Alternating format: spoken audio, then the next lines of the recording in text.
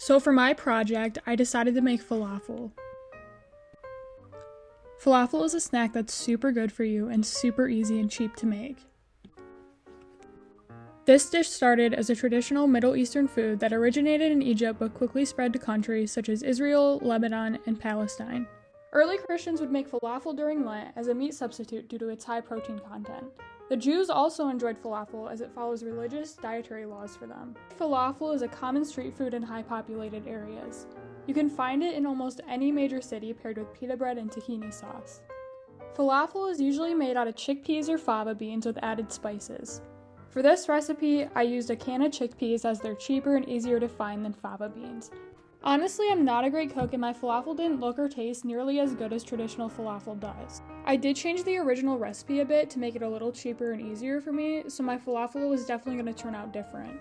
Even though my falafel wasn't as great as normal falafel is or didn't look as great, they still tasted fine. So I went to Target to buy all my ingredients. The recipe calls for one 15-ounce can of chickpeas, drained and rinsed. Then you need 1/4 cup of chopped onion, which I substituted for onion powder. I think I should have added more.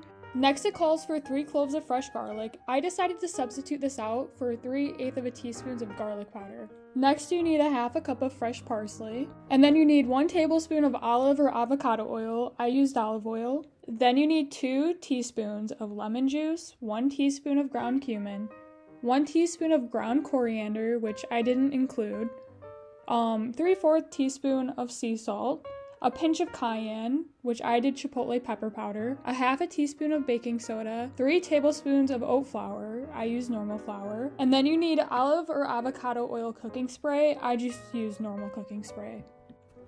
So here's a video of all my ingredients. First, I drained and rinsed the chickpeas.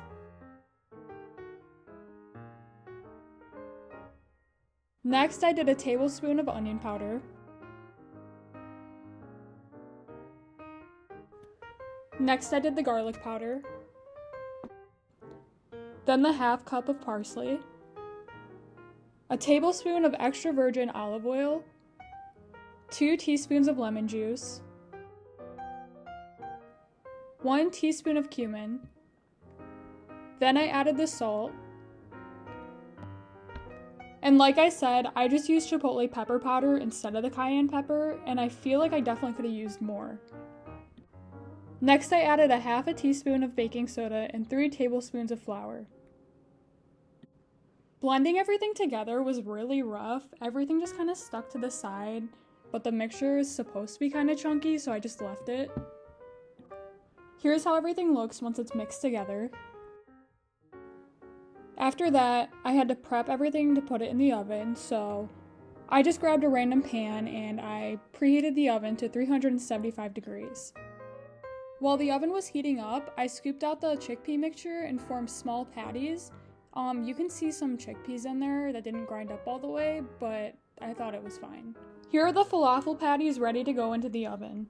After I put them in, I set the oven timer for 10 minutes and waited for the first side to bake. Once I took them out, they started falling apart and cracking, but then I had to flip them over to cook the other side. Once they were all flipped over, I set the oven for 10 minutes again and put them back in. And here's the final product. Some of them stayed together pretty well, but I think since I didn't get a good consistency in the blender, they didn't stick together super well.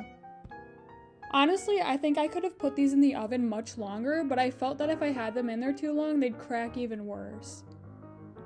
So next, I tried to set up my falafel super fancy and I put some lettuce on the side. Unfortunately, I didn't have any tahini sauce, so I just tried ketchup and hot sauce and they were really good with that.